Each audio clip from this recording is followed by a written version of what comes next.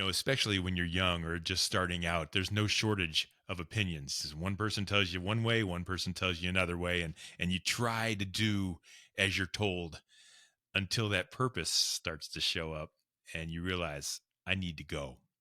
And that's what this show is all about. Stepping out on your own. We're going to talk to Katie Navarra-Bradley next. The heat is on. Let's get cooking. This is Purpose Under Pressure. It's a podcast about people like you and me, just regular folks trying to make a difference in the world, but doing it on purpose. And sometimes it gets hard. Sometimes the storms rise. Sometimes the pressures become so strong that we wonder whether we can kind of keep it up and stick to our purpose. And that's what this is all about. Do we or don't we? And so we're going to find out with our guest, Katie Navarra-Bradley, next. So before we get to talk with her, I want to encourage you to like the show physically, like actually push the button that says this is a pretty good show. Hit that like button, follow us, subscribe if you don't mind.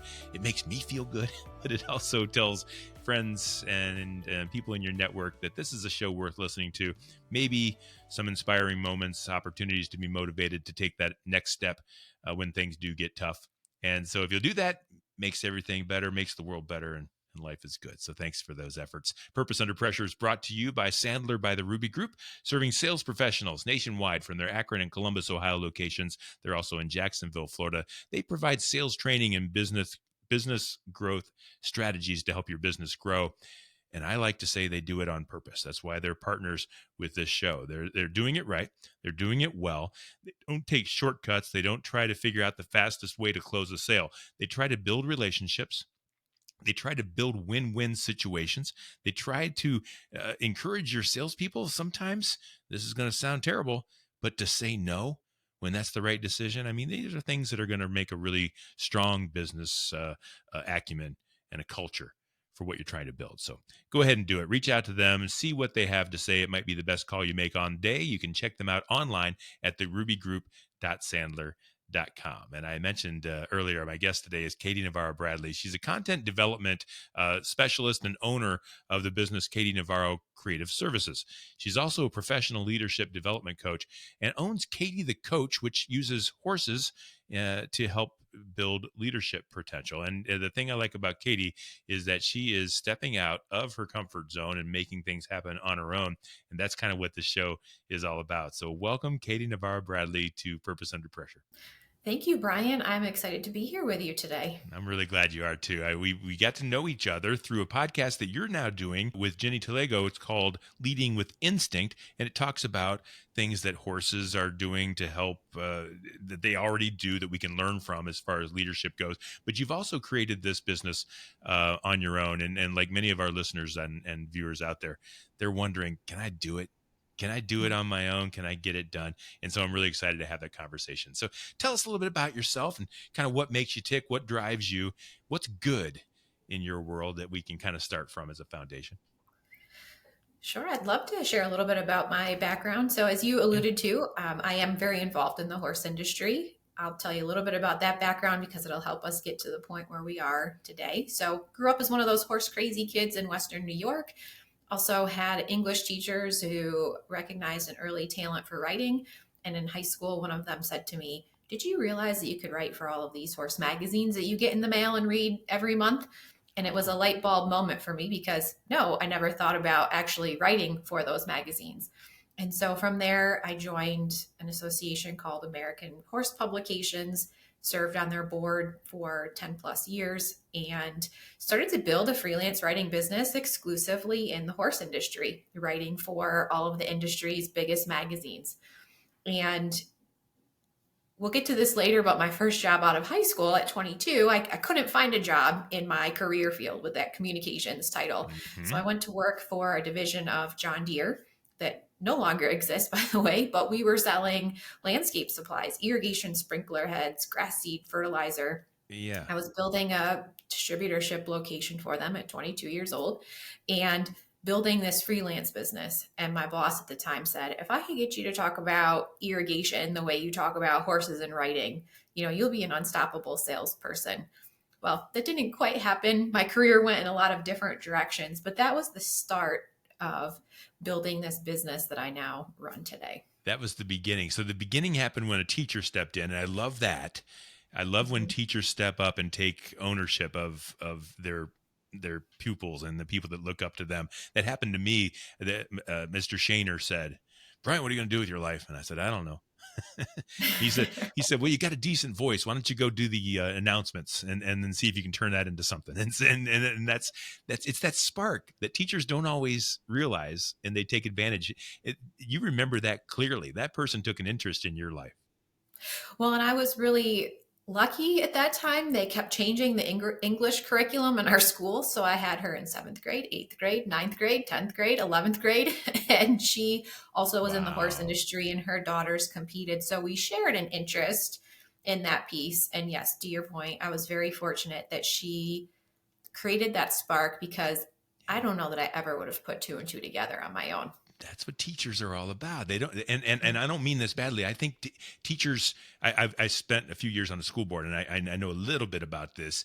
I think teachers get caught up in the pressures of the day and the curriculum and the grading scales and did Johnny bring his lunch today? Like they miss those impacts, and maybe don't even realize that they either had made an impact or missed an opportunity. And so good for you and good for that teacher. Now I want to talk then a little bit. I'm really interested in the person that worked for John Deere. He said, "I'm going to make you a great salesperson." But you didn't Right. want to be a great salesperson, right? Right. So part of the way that I got that position is that my father worked for the company at the same time in Western New York. Yeah. And when they opened this location in my area, they were struggling to get it off the ground. And so I was kind of just to come out and help them straighten out their inventory and get things lined up so that they could bring in somebody else after I was there and they were to run the branch. And I was there 3.5 years before I moved into a regional role with them. But the joke with my dad was always, I don't want to be a salesperson. I don't want to be that person that's selling used cars or all of the things that we think of when we hear the word salesperson. Mm-hmm. And what I realized, what I really came to understand through that role is it's about relationships. Yes. I didn't necessarily have all the technical expertise, even though through my father I had been involved in the industry. But what I did know was, to be honest, I don't know the answer to this. Let me find out and give you a call back. And if it took longer than I expected, calling the contractor back and saying, I haven't forgotten about you. I'm still working on the solution to your problem. And so in the 3 years that I managed that branch, we went from 98,000 to 1.1 million. And we brought the actual operating margin from like negative $75,000 to plus 25. Wow.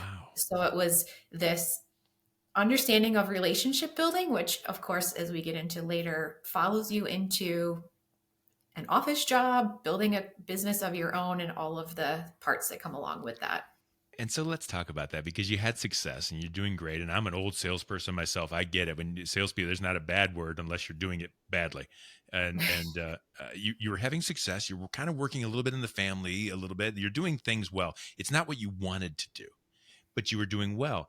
What happened next? How did you not get? Because sometimes we find ourselves in a spot and we just kind of grow there. We put in some roots, and pretty soon, 30 years later, you look back and say, "What happened?"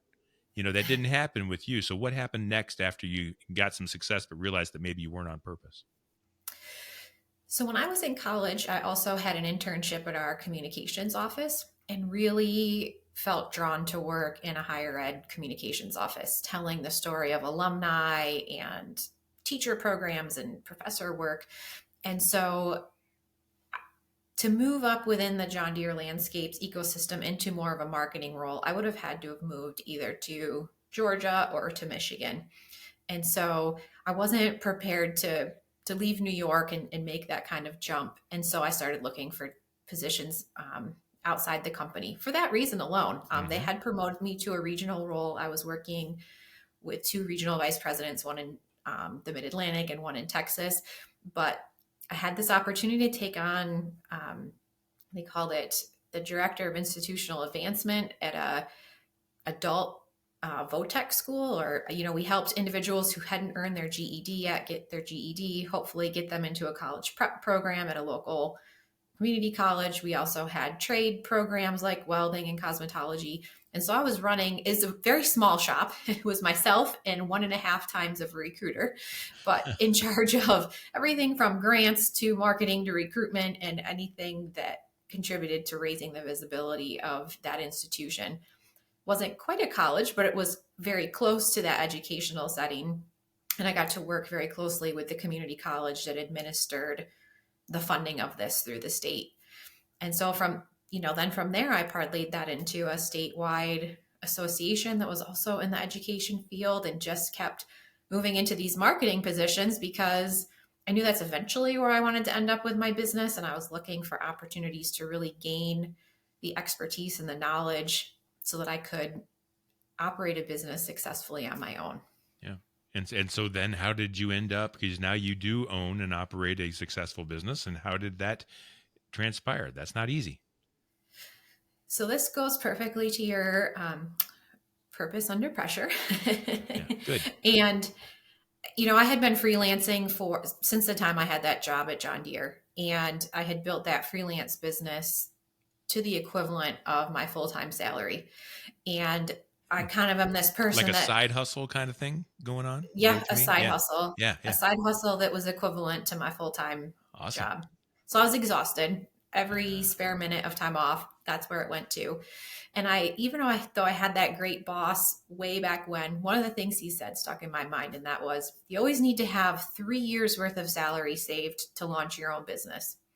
And so that's what I was always striving for. I need 3 years of salary in the bank before I can leave. Well, every job I got, that meant making more money, which meant you needed more in the bank, right? Yeah. And it got to the point, I didn't get to 3 years. I got to about 2. And it was just like starting to take a toll on my health. I was constantly working around the clock, full time, after hours. Like I said, all vacation time was dedicated to working. But really, the true defining moment for me was in my last position. One of my responsibilities was creating this program book for our annual convention. And it fell at the same time every year. And it was always right around my birthday and my anniversary. And the individuals I had to collaborate with on the project had very different work styles. Their work style was to wait. They felt they worked better under pressure, but then when changes had to be made, it stressed them out. And so after doing that for 5 years, the 5th year, this individual came in and just ripped me up one side and down the other about changes that they had gone in and made that were unauthorized. And so when I said, you can't make those, it was this firecracker of, you don't know how to do your job. You've been here 5 years, all of these things. I was upset to the point that my husband thought my parents had been in an accident driving out to our house that day. Yeah. And so, and it shouldn't be that way. And so I went home, told the organization that I might not be back on Monday. And me being stubborn, knew that our year-end bonuses were not far away in December. And so went back to work, stuck it out to December and said, this is the time for me to create my own vision. I was feeling the pressure at work, and it was changing who I was as a person into something that I didn't like. And so it was time for me to say, this is the moment to take that risk and step out. And so I did. I put in my resignation, gave them 3 weeks notice, went home in 2020. And then a week later we had the pandemic. So man, that happens in every episode of this show. There's always a moment where it was going good and then the pandemic came. Yeah. But what I will say is, I expected that once I left, my income would double. It didn't double, but given the fact that we were in a worldwide pandemic, it still exceeded any expectations that people, I think, had for new businesses that year, and has just snowballed from there. Yeah. And it's interesting. You were forced through pressure to take the step and do it, even though a well-respected boss had given you the advice, look, you're not ready yet. Yeah. Well-meaning, didn't want to see you starve or give up your dream because it didn't work. And yet the pressure said, no, I got to go now. So how did you navigate that conversation in your head?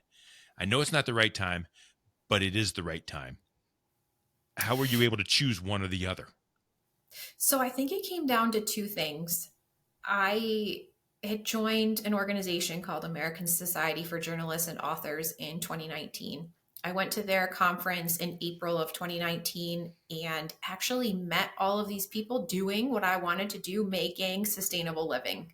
And Ah, so that for me was a light bulb moment because oh, everybody wait, this always can kept work. saying, right, this Yeah. can work. Yeah. And to be honest, I had to expand well outside the horse industry. So we can talk about different clients that I work with. So it wasn't possible to just write for horse people. So I Hmm. had to realize that my business model needed to change a little bit. Hmm. So I went to that conference in April. I went back to another conference they had in November or December of that year. And I thought, okay, this was the permission I needed to do that. Among this particular episode at work, unfortunately, at the same time, I also had some health struggles. Fortunately, nothing severe, but enough that I actually ended up having mono. I could not get out of bed in the Hmm. morning because I was just so stressed out about what had been going on. And I thought to myself, I need a break. So I got some sick leave that I was able to use. And before I left for that sick leave, they said to me, when you come back and you have to pick up this project again, we're going to allow you to work with an outside contractor on this project. So I thought, great, I can do that. I can stay in this job because I still need 5 more years to be vested in all these things, right? So I Yeah. go home, I rest up, I feel really great. I come back. The first day I come back, they say, no, we can't work with this as an outside contractor. And in that moment, there was no more deciding. It You're done. was, I'm done because I knew that I couldn't sustain that anymore. Yep. The other piece is some of the good friends I've developed who have become freelancers have been forced to. They have had to care for a parent. They've lost their jobs. And so I felt that I was fortunate enough to be the one in control of driving that decision. And that after 15 years of working toward it, it was going to be a now or never point. Yeah. So what do you think it would have taken for you to realize that you had that control within you all along, and that it didn't require someone to be in your face, and it didn't require someone to break kind of a promise and how the working relationship was going to be, that you could make that decision? Because there's a lot of people listening right now. I did that with my company. I had to wait until things had hit this little lever. I could have Mm-hmm. done it anytime I wanted to, and yet I Right. didn't realize it. What Why do you think that is? Why do you need to be pushed out of that nest as a young entrepreneur? Well, I think we all have a little bit of imposter syndrome. Can we make it? What, to your point, are we going to starve? Yeah. We also have to look at the situation that we're in financially. I was fortunate enough to have been at a point where I was able to save and bank up enough that I wasn't going to worry about it. But I really think the true game changer for me was joining ASJA and going to that conference and seeing other people doing what I wanted to do, because they were modeling all of this risk that I had just been swirling along in my head on my own. Hmm. And I have carried that forward. And now I am in the Entrepreneurs Organization, which is a business accelerator. And Good. it's the same thing. Like, my Yeah. business has reached this point of I need to decide what's next. Hmm. If I was doing that alone, it would be, oh, this risk is too big, or this is too Yeah. scary, or just not having the resources to do it on your own. So I feel like for me, and maybe for our listeners, to find a group of growth minded individuals within what you're trying to do, and then also with people who are in very different industries that you can learn different things from, that to me has been what pushed me to make those decisions. Give you that confidence. And so now you've got this business that's doing extremely well. You've also got Katie the coach, and you've got the equine leadership development and things. Is that now a side hustle into something else, or is that you just believing in yourself, saying I want to do all kinds of things? Like, where does that fit in what you're trying to build? So Katie, the coach, came out of making this daring change of having my own company. I have been interested in leadership development for as far back as when I was in college. I was part of our college's leadership development program that actually became a model for other colleges nationwide. And Okay. then throughout different careers that I had, I participated in chamber leadership academies, association management leadership academies, but really didn't know what to do with it other than the fact that I just loved reading about leadership, developing skills in leadership. And so when I created Katie Navarra Creative Services and went out on my own, it now opened up all of this time to explore another passion. And so during that time, I went and became a certified executive coach through the International Coaching Federation. Again, another light bulb moment. They asked us, well, what do you want to specialize in when you coach? And all of a sudden, I was like, people are doing coaching with horses. Don't know why I didn't think about that when I went into it. But it kind of came out through that training program. And so right now, it is a very small portion of the business that I run, but I do work with some very large manufacturers, some state agencies to deliver leadership development programs by using natural horse behavior. So we bring them into the arena. We ask them to run through some exercises and some different interactions with the horses, and we talk about what's happening right there in the moment and then how that translates back to the workplace. And you love doing it. I love doing it. You love doing it. And I think one of the things that you just mentioned, your creative services, there's lots of people, and there's freelance industries, and there's people in other countries, and there's just a ton.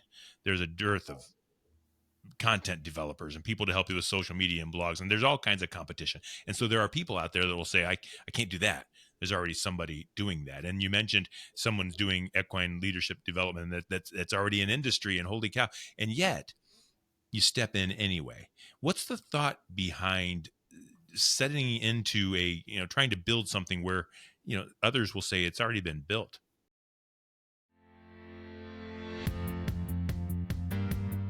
Everyone in the organization needs to know how to sell. Sales is the strength of any company. Whether or not you're in marketing, operations, or even finance, everyone has a strong shared accountability towards driving top-line revenue. Whether or not you're client-facing or talking over the phone, you're able to build a stronger level of rapport with the clients. Everyone in the organization shares that responsibility to know how to sell.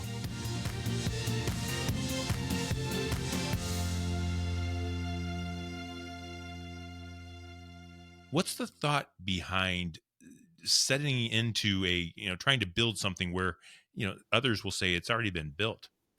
That's a great question. It's a loaded question too, because I'm looking for an answer. I'm not sure I'm going to give you the answer you want to hear. Good.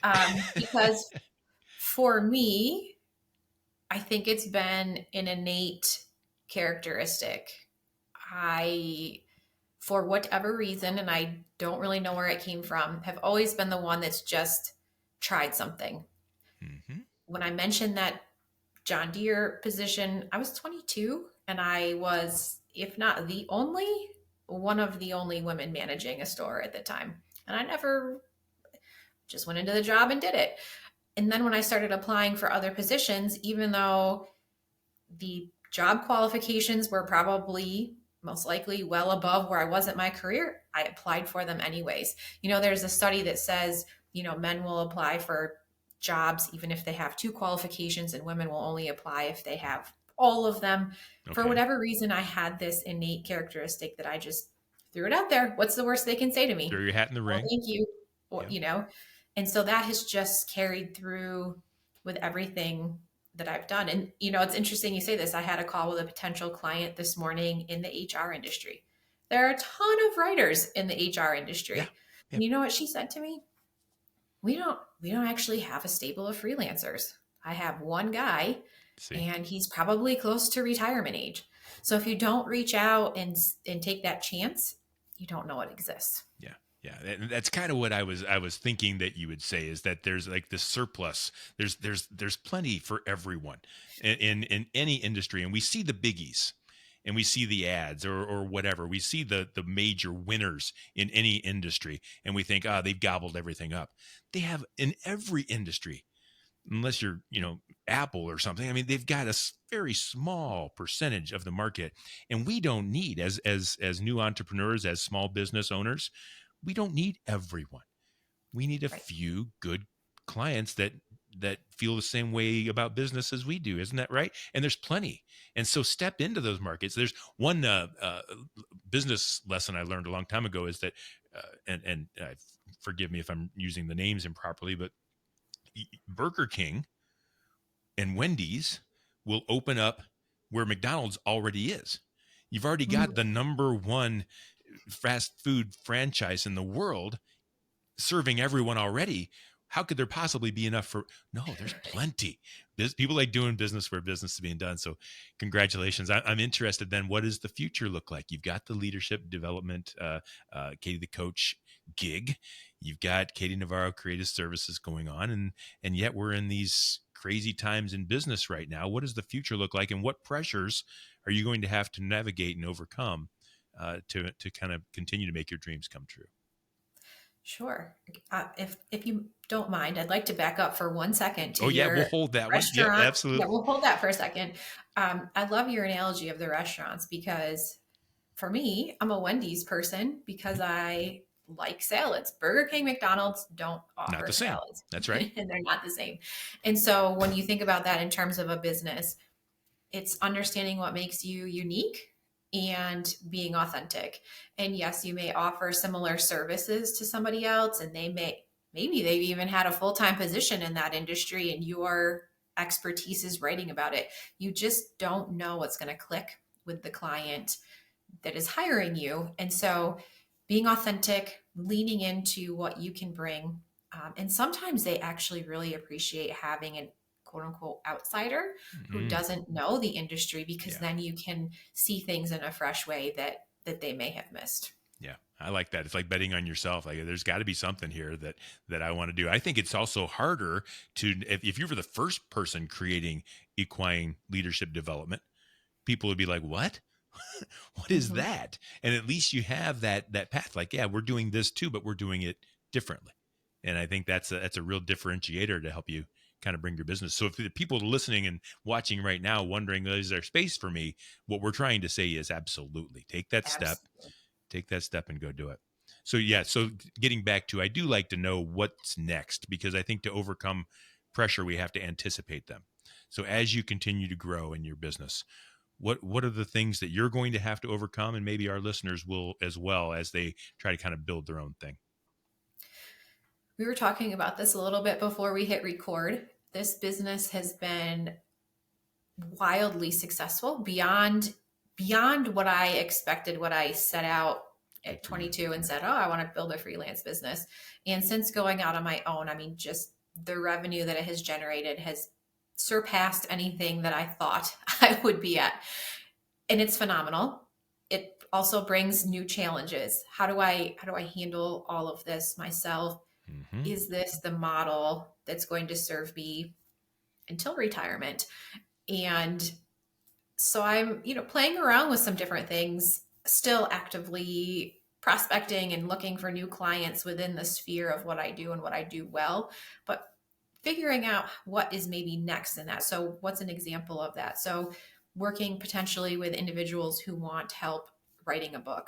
I helped a professor from Cornell University. We co-authored a book called Shoeing the Modern Horse that we had published 2 years ago. And many other people say, we don't know how to write a book. We want to write a book. So that is something that I'm working on with folks who have reached out to me with some interest. The other is really finding a way to bring together the equine facilitation with the writing piece. And I know that sounds like two very abstract opposite things, but working on looking at potentially some events that might be able to unite those two in a very unique and different way. Again, that differentiator. There's a lot of places you can go out to a writing retreat and write your book. There's a lot of places you can go and have an experience with the horses. And so I'm trying to find a way that unites my talents in a unique way, that offers something that others may not have the ability to do so. And that might dovetail into my final question here. And I'm thinking back to my days in high school when that teacher, Mr. Shaner, said, go be a radio guy. Today, he might not, if he were still living, he might not say, go be a radio guy. The world's changed. I don't know that there's a lot of long-term career opportunities for a lot of people in radio anymore. It's a side subject, but it brings me to my question.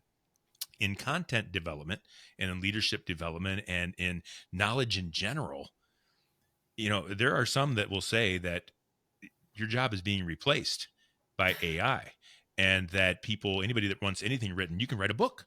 I could get on to write me a book, and away it'll go. And it's pretty amazing, and it's going to get better. And so what do you say to those who are afraid? I'm not afraid. I'm embracing it. But what would you say to those who are afraid, or what is your approach to coexisting with AI? I'm so glad that you brought that up, Brian. I don't describe myself as an early adopter of technology at all. But when I saw ChatGPT come out in 2020, I knew I needed to learn about this or I was going to be obsolete, and have written a lot about it. Definitely not a coder or a tech expert in any means, but have written about it in a number of industries and the applications that it potentially holds for those. This week, I'm starting an AI boot camp for writers. Oh, good. That is going to walk through the next level of, how do we leverage these tools to increase efficiencies? So that doesn't, in my opinion, that does not mean write for me. That means be my brainstorming partner. Help me with SEO keywords. Help me condense or highlight the top 10 points in a 2-hour transcript so that I can review the highlights, see if I need to go back to certain timestamps. How can I remove the timestamps from a transcript without having to go through and spend 45 minutes removing all of those things? So I believe that we need to embrace AI in a way that makes sense for our businesses. Absolutely. I've heard people who run content agencies tell me that they have their staff use AI to write blogs that are regurgitating the same thing that they write for every client, because they feel that frees them up to write the more creative things. The things that I've seen with AI is it sounds very similar to everything else that's been published. So if you really want to create and have your voice be out there, you still need to do the work yourself. And I think certainly there are content buyers who are just looking at the bottom line dollar, and they are using AI to do that. Sure. But the ones who really want to differentiate themselves, want to retain their unique voice, they're still having it actually written, whether it's in-house or with a freelancer that they hire. Yeah, which goes right into what we were saying earlier about there will always be room for one more opinion or approach or perspective or viewpoint that is very human, and someone will pay for that and help your business kind of grow. So thank you for sharing that. I when it comes to AI and me, I feel like, because again, I look from the education point of view, I think about a teacher now who's going to try to teach me. I remember when I was in school, like every year we learned that Eli Whitney invented the cotton gin. I still don't know what a cotton gin is, but I still remember that Eli Whitney did it. Right. You don't need to do that anymore, because I've got a phone in my hand that if I want to know about Eli Whitney and the cotton gin, I can know everything I possibly can know about it. It's all there. I think the future of business and creative content development and education and everything is not about what we know, but what do we want to know? Like, the world is open now, wide open. How can I learn to ask the right questions? How can I learn to understand my audience enough that I can give to them the way for them to ask the right questions? And I think that's an opportunity that we didn't have before AI, where we only knew what we knew. And now we know everything we don't know. Right. We still have to be careful, right? And make sure it's not hallucinating or giving false data or, plagiarizing. But you're absolutely right. And then the flip side of that is, by also leaning into the passion of working with horses, I also see that we are getting to a point where technology is isolating. We also have a generation of youth who interact with their technology more than they interact with their peers or adults. And so we're losing communication skills. People are craving time away from their screens. People will say, oh, book publishing isn't worth it anymore. Kids don't read. Well, there are studies out there that show high school students, college students actually want the hard copy of what they're reading because they spend so much time on Cycles. their tablets. Yep. But beyond that, I see being able to create experiences with the horses, give people a chance to connect with one another, connect with a being that is, living, breathing beyond that technology. So finding ways that we can live with it, but also finding ways to still create that authentic way of being a part of what it is to be human. Yeah, and I was going to say, and not lose that humanity. We cannot lose the humanity. I still say thank you. So when I use ChatGPT or Siri or whoever, everyone laughs at me, but I say thank you, and now Siri will say you're very welcome or no problem or don't give it another thought, and they say, why do you do that? On ChatGPT, I'll type in, thank you, that was great work. But I feel like if someday they're really going to be in charge, if AI is really going to be running the place, I better be on good terms with them. Is the way I'm kind of looking. But I think the idea is you don't want to lose your humanity. When someone does something nice for me, I say thank you. If I need something, I say please. I think that's the human way to be. That's the way I was brought up. And so whether that's a machine or not, shouldn't change that. It's the way I'm going at it anyway. What advice, as we close, would you give to someone out there who's thinking about making the same jumps that you made? I really want them to hear from you. If they're maybe not stuck, but they're not doing maybe what's on purpose for them. They don't know if they want to leave. They don't know what, but they know this isn't it, because there's a lot of folks in that boat. What do you say to them? I think I have two pieces of advice for that. So the first, I said earlier, find a group that motivates you and pushes you beyond where you are. That, to me, having membership in those groups, of seeing people doing what I aspired to do but was too afraid at the moment, really helped me get past that stuck moment and say, I can do this. And other people are succeeding at it in their own way. And there is room for me, even though there are 450 people, 450 writers, there was still plenty of room for me to find my own way in the industry as well. So that's number one. And then my other piece of advice, this is harder because we all have our internal barometers, but I would encourage people to really trust their gut. If their gut is really telling them now is the time, do it now. We all take for granted our health and that we have tomorrow and that we have this endless future ahead of us. We really don't know what awaits us around the next corner. And so I feel fortunate that my health issues that pushed me to this were very minor and things that self-corrected within 3 months of launching my own business. But take that chance before it's too late. Thank you, Katie. That's amazing. If you wanted to ask people to reach out to them, first of all, what kinds of services are you providing through Katie Navarro Creative Services, and what kind of people are we looking for to help with Katie the Coach, and how would people reach out to you and get involved with those things? Sure. So through Katie Navarro Creative Services, I work with mid-sized to larger size companies who are looking for things like blogs, thought leadership posts, webinar scripts. I'm working on annual reports for a few clients. So smaller or mid to larger brands, associations, individuals who want help getting started on writing their book. That's really, the area that I specialize in that space. They can go to my website, katienavarro.com. There's a contact form there. They fill that out and it will come directly to me. On the Katie the Coach side, looking for leaders who are looking for unique ways to develop their staff, build team culture, really something that's transformative that sticks with them outside of some of the traditional delivery methods that we have for training. So I've worked with manufacturers, leadership academies, internal leadership teams of pretty much any kind of organization you can think of. And that website too, katiethecoach.com, also has a contact form attached to it. And then give a quick plug for your podcast, Leading with Instinct. So that is my newest adventure with my good friend, Ginny Talego. And Ginny is a phenomenal equine facilitator as well.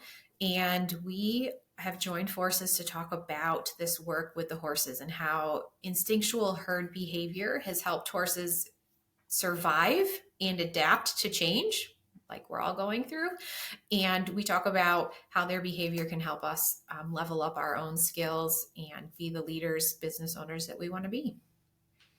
Awesome. It's a good show. I've heard it, and it's how we kind of got together. And I appreciate that you're out there making an impact. We talked about starting something new, and it's already been done. There's a few huge podcasts, and then there's all the rest. As long as you're stepping in and making that impact and trying to impact one person at a time, I think you've accomplished a lot, and maybe even a lot more than others. And so, congratulations, and thank you for being a part of our show, Katie Navarra-Bradley. I really do appreciate your sharing your story. Thank you for having me. Have a great day. You know, folks, this show isn't just made for businesses that have made it, because I tell you what, pressure happens at every single level. I don't care if you're the big CEO, VP, you've done it all. You wake up in the morning and pressure hits you in the face, and you have to deal with things in a really strong and important and impactful way. And if you're just starting your own thing, it's the same. We are just people. We put our pants on the same, one leg at a time, just like everybody else. And we go to work and we get it done. And that's why I love about this show. Whether you're starting something new, whether you've already done it, you're trying to get over what's next. And the best advice I can give is to do the next right thing. And I think that's what Katie is doing as well. So thank you to Katie Navarra-Bradley. She's with Katie Navarra Creative Services and with Katie the Coach, and I hope you'll look them both up online and reach out to her. She's my guest on Purpose Under Pressure, brought to you by Sandler, by the Ruby Group. Sellers under pressure to perform, perhaps now more than ever. And Sandler does help you to succeed on purpose. You're going to find all past episodes of Purpose Under Pressure at brianmediastrategies.com/podcast. And wherever you stream your favorite shows. We do this every week, and we will see you next time on Purpose.